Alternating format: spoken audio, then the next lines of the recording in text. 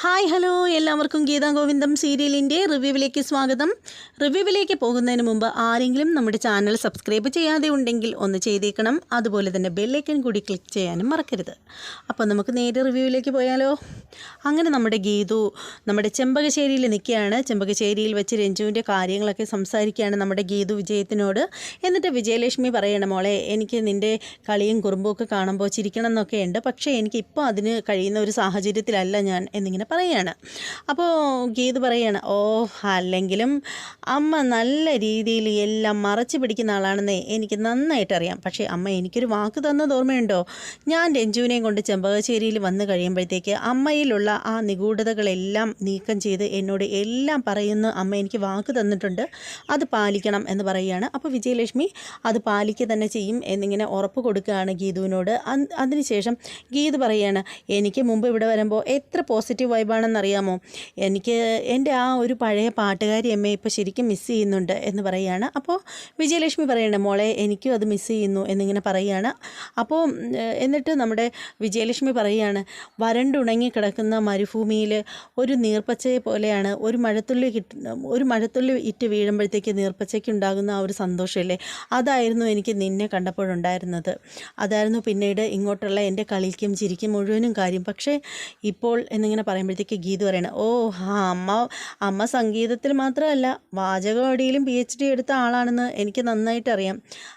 അതെ, ഇനിയിപ്പോൾ അമ്മ കൂടുതലൊന്നും പറയണ്ട. ഞാൻ അമ്മ പറഞ്ഞതുപോലെ തന്നെ രഞ്ജുവിനതെ അമ്മയുടെ കൈവെള്ളയിൽ കൊണ്ട് വച്ച് തരും. അപ്പോഴത്തേക്കിനും അമ്മയുടെ മനസ്സിലുള്ള കാര്യങ്ങൾ മുഴുവനും എന്നോട് തുറന്നു പറയണം. പിന്നെ ഞാൻ വലിയ പാട്ടുകാരിയൊന്നും അല്ലെങ്കിലും ഞാൻ വിചാരിച്ചാൽ ഇവിടെ ചില കാര്യങ്ങളൊക്കെ നടക്കും മാഷേ എന്നിങ്ങനെ പറയുകയാണ് നമ്മുടെ വിജയത്തിനോട്. അതിനുശേഷം കാണിക്കുന്നതെന്ന് വെച്ചാൽ നമ്മുടെ ഗീതു അറയ്ക്കിലേക്ക് തിരിച്ചു വരുമ്പോഴത്തേക്ക് നോക്കുമ്പോഴത്തേക്ക് ഫ്രണ്ടിൽ തന്നെയുണ്ട് നമ്മുടെ കാഞ്ചന, അതുപോലെ തന്നെ നമ്മുടെ രേഖ അങ്ങോട്ടേക്ക് വരികയാണ്. അപ്പോൾ രേഖ അങ്ങോട്ട് വരുമ്പോഴത്തേക്ക് രേഖ വന്ന ഉടനെ ഗീതുവിനോട് ചോദിക്കുകയാണ്, എന്താ ഗീതു മോളെ, എന്താ ഉണ്ടായത്? ഗോവിന്ദേട്ടൻ ഇവിടെ വന്ന ഉടനെ മുറി അടച്ച് ഒരേ ഇരിപ്പാണ്, ഒന്നും സംസാരിക്കുന്നതും പറയുന്നതൊന്നുമില്ല, എന്താ കാര്യം? ഏട്ടൻ്റെ മുഖം കണ്ടിട്ട് വല്ലാതിരിക്കുന്നു എന്നിങ്ങനെ പറയുകയാണ്. അപ്പോൾ അത് കേൾക്കുമ്പോൾ കാഞ്ചന പറയാണ്, ഗീതു പാപ്പ ഗോവിന്ദ് മാമന് എന്തോ നഷ്ടപ്പെട്ടത് മാതിരിയാണ് അകത്ത് കയറി ഇരിക്കുന്നത് എന്നിങ്ങനെ പറയുകയാണ്. അപ്പോൾ ഗീതു രേഖയോട് പറയണ, കുറച്ച് കാര്യങ്ങളൊക്കെ ഉണ്ടായി രേഖേച്ചി, അവിടെ വെച്ച് കുറച്ച് കാര്യങ്ങളൊക്കെ ഉണ്ടായി. പിന്നെ അതെല്ലാം അവിടെ വെച്ച് പറഞ്ഞ് സോൾവ് ആക്കിയതിന് ശേഷമാണല്ലോ എല്ലാവരും പിരിഞ്ഞത്, പിന്നെന്തിനാ കണ്ണേട്ടം വന്നോടനെ കഥ കടച്ചിരിക്കുന്നത് എന്നിങ്ങനെ പറയുകയാണ്. അത്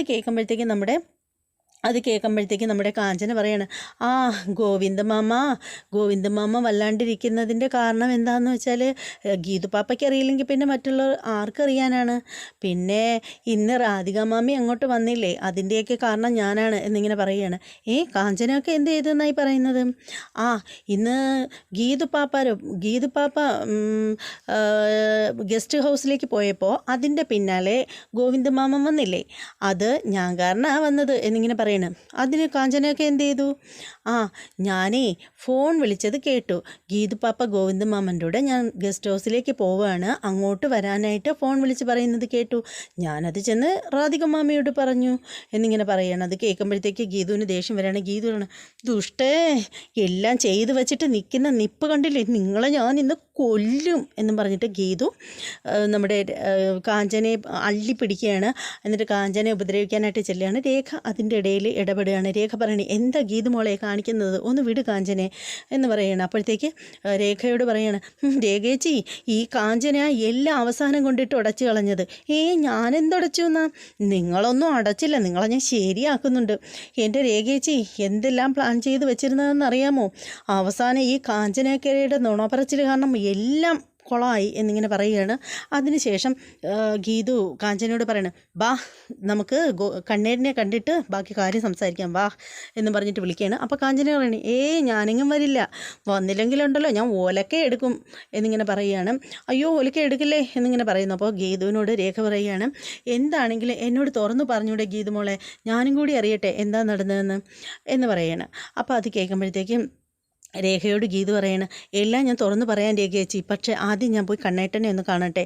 ആ കാഞ്ചനയൊക്കെ എൻ്റെ കൂടെ വാ എന്ന് പറയുമ്പോൾ കാഞ്ചന ചെല്ലാൻ കൂട്ടാക്കുന്നില്ല. ഗീതു ബലം പ്രയോഗിച്ച് കൈ പിടിച്ച് വലിച്ചുകൊണ്ട് കൊണ്ടുപോവുകയാണ്, ഗോവിന്ദൻ്റെ മുറിയിലേക്ക് കൊണ്ടുപോവുകയാണ്. പോയി കഴിയുമ്പോഴത്തേക്കും നമ്മുടെ രേഖയാണെങ്കിൽ ഇങ്ങനെ നിന്നിട്ട് ആകെ വിഷമിച്ച് നിൽക്കുകയാണ്. എന്താണ് സംഭവം എന്നൊന്നും പുള്ളിക്കാരത്തേക്ക് മനസ്സിലാവുന്നില്ല.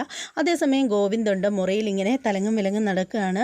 അപ്പോഴത്തേക്ക് ഗോവിന്ദ് അവിടെ നടന്ന കാര്യങ്ങളെക്കുറിച്ചൊക്കെ ആലോചിക്കുകയാണ്. അതായത് ഗീതു ഗോവിന്ദിനോട് പറഞ്ഞത്, കണ്ണേട്ടൻ ഇങ്ങനെ മറുകണ്ടം ചാടുമെന്നൊന്നും ഞാൻ വിചാരിച്ചില്ല.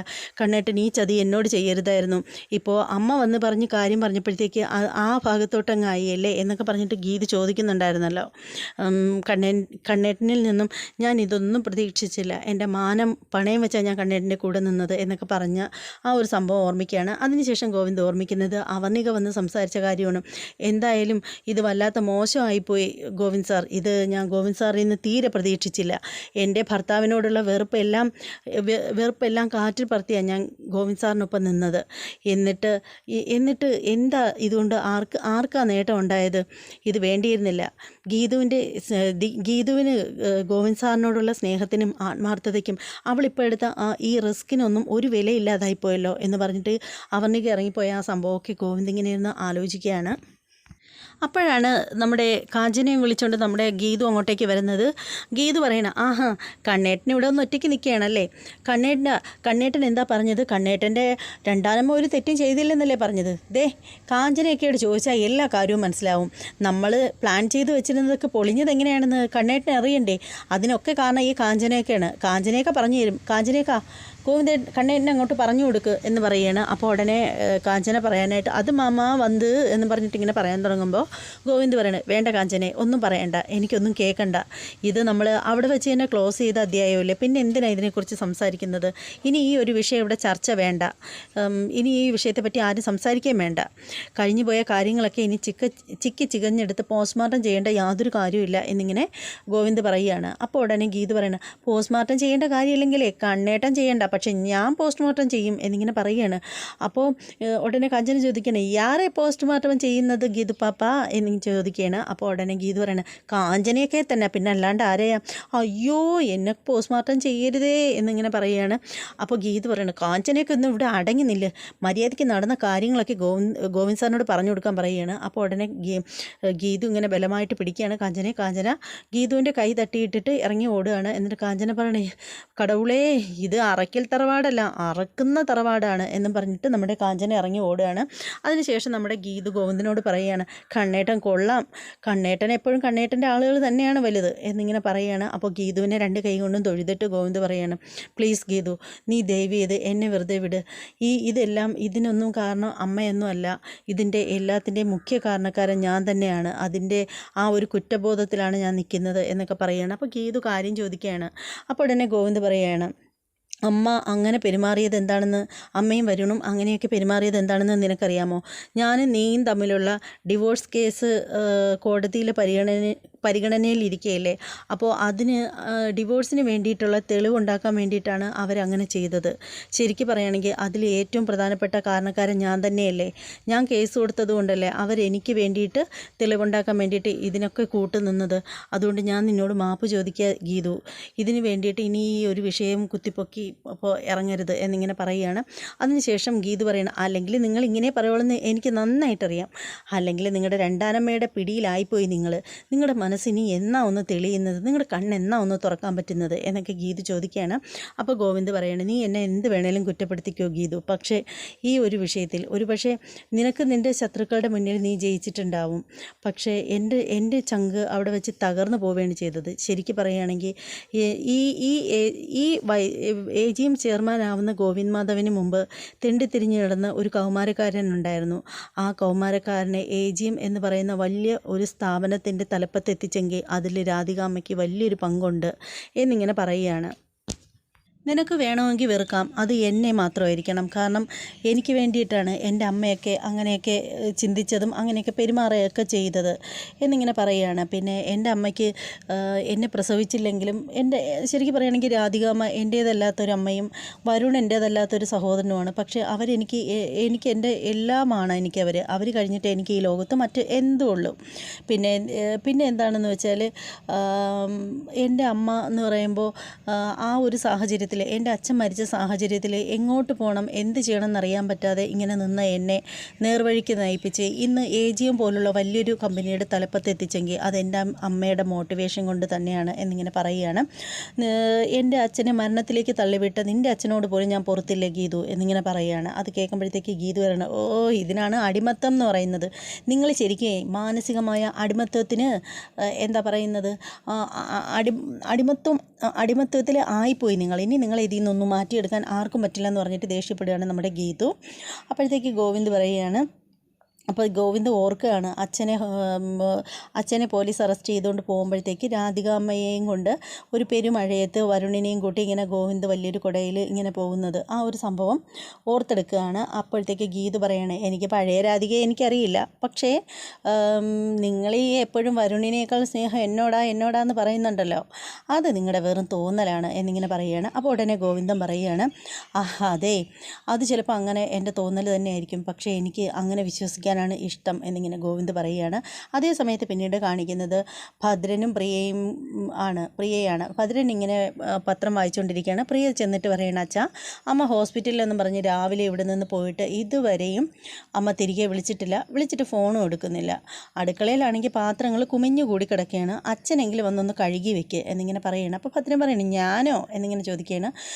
അപ്പോഴത്തേക്ക് ഉടനെ പ്രിയ പറയണേ, പിന്നല്ലാണ്ട് എനിക്ക് പറ്റുമോ കഴുവാൻ എന്നിങ്ങനെ പറയുകയാണ്. അങ്ങനെയാണെങ്കിൽ അച്ഛൻ ഒരു കാര്യം ചെയ്യും, അമ്മയൊന്ന് വിളിക്കുക എന്നിങ്ങനെ പറയുകയാണ്. അങ്ങനെ ഭദ്രൻ വിലാസിനെ വിളിക്കുകയാണ്, ഫോൺ എടുക്കുന്നില്ല. അപ്പോൾ ഭദ്രൻ പറയണേ, ഈ വിലാസിനിക്ക് ഈ ഇടയായിട്ട് ഇത്തിരി അഹങ്കാരം കൂടുതലാണ്, വിളിച്ചാൽ ഫോൺ പോലും എടുക്കാൻ ഇത്തിരി പാടാണ് എന്നൊക്കെ ഇങ്ങനെ പറയുകയാണ്. അങ്ങനെ പറഞ്ഞുകൊണ്ട് നിൽക്കുമ്പോൾ മുറ്റത്തൊരു കാറ് വരികയാണ്. നോക്കുമ്പോൾ കാറിനകത്ത് നിന്ന് നമ്മുടെ വിലാസിനി ഇറങ്ങി വരികയാണ്.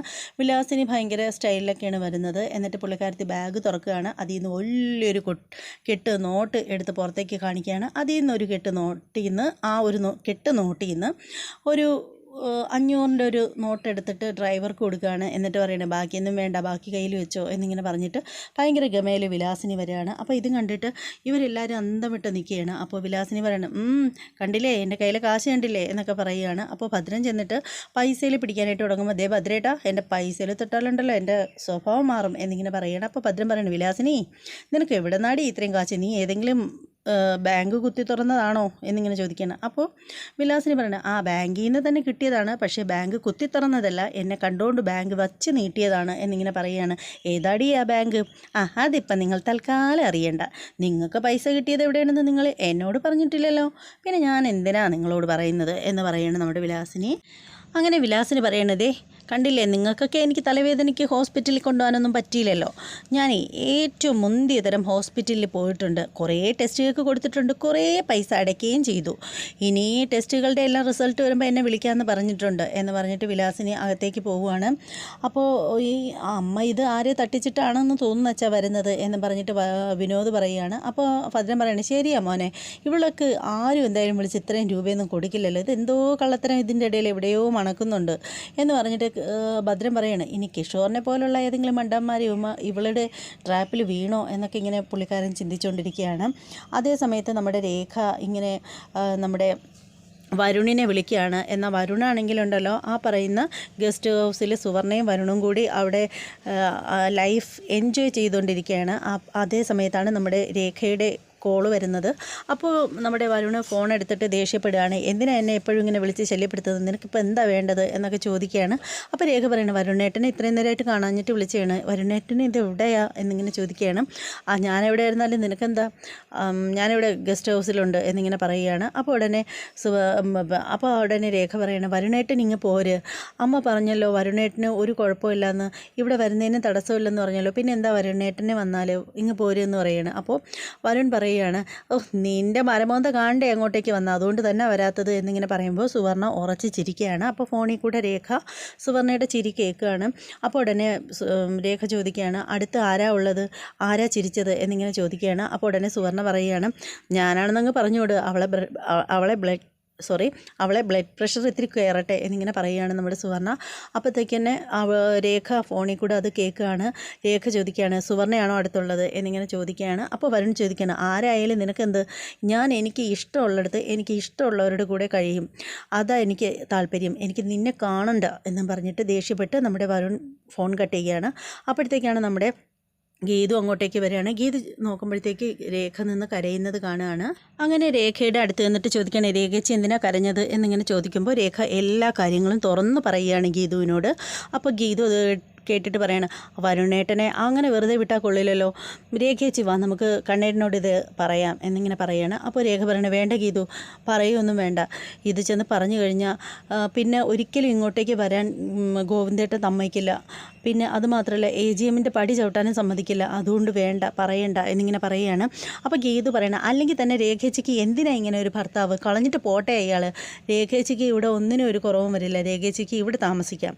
പിന്നെ അപ്പോൾ രേഖ ചോദിക്കണം, അപ്പോൾ എൻ്റെ ഭർത്താവോ, എൻ്റെ രേഖേച്ചി ഈ വരുണ് മാത്രമല്ലല്ലോ ലോകത്ത് ഭർത്താവായിട്ടുള്ളത്, നല്ലൊരു ബന്ധം പറ്റിയ ആലോചന കൊണ്ടുവന്നിട്ട് ചേച്ചിയെ നല്ലൊരു വിവാഹം കഴിപ്പിച്ചയക്കാം എന്നിങ്ങനെ പറയുകയാണ്. അപ്പോൾ അത് കേൾക്കുമ്പോഴത്തേക്ക് ഗീതുവിനോട് രേഖ ചോദിക്കുകയാണ്, അതെന്താ ഗീതുമോളെ അങ്ങനെ പറയുന്നത്, നിനക്കിവിടെ എന്തുമാത്രം അവഗണനയാണ് ഗോവിന്ദേട്ടൻ്റെ കയ്യിൽ നിന്ന് ഉണ്ടായിട്ടുള്ളത് അത്രയും, എന്നിട്ട് നീ ഈ വീട്ടിൽ പിടിച്ച് നിൽക്കുന്നത് ആ മനുഷ്യനോടുള്ള സ്നേഹം കൊണ്ട് തന്നെയല്ലേ, എനിക്കും അതുപോലെ തന്നെയാണ്, എൻ്റെ മനസ്സിൽ നല്ല സ്നേഹമുണ്ട് അദ്ദേഹത്തോട്, ഇന്നല്ലെങ്കിൽ നാളെ അദ്ദേഹം നേരാവാൻ വേണ്ടി പ്രാർത്ഥനയും വഴിപാടുമായിട്ട് കഴിയുന്നതാണ് ഞാൻ, അതുകൊണ്ട് എനിക്ക് വരുണേട്ടനെ വേണ്ടാന്ന് വയ്ക്കാൻ പറ്റില്ല എന്ന് പറഞ്ഞിട്ട് രേഖ കരയുകയാണ്.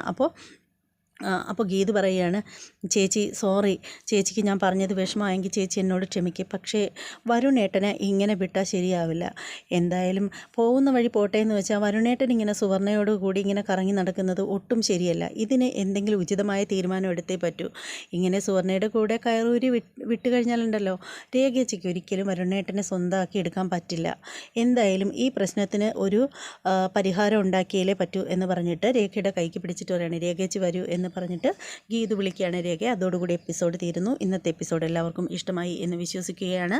ഇഷ്ടമായെങ്കിൽ തീർച്ചയായും നിങ്ങൾ നമ്മുടെ ചാനൽ ഒന്ന് സബ്സ്ക്രൈബ് ചെയ്ത് ബെല്ലൈക്കൺ കൂടി ക്ലിക്ക് ചെയ്തേക്കണം, അപ്പോഴായിരിക്കും ഞാനിടുന്ന വീഡിയോകളുടെ നോട്ടിഫിക്കേഷൻ അപ്പോഴായിട്ട് നിങ്ങൾക്ക് കിട്ടുന്നത്. അതുമാത്രമല്ല നിങ്ങൾ ലൈക്ക് ചെയ്യണം, ലൈക്ക് ചെയ്യുന്നതിന് എന്താ തടസ്സം, 10 പൈസയുടെ ചിലവില്ലല്ലോ.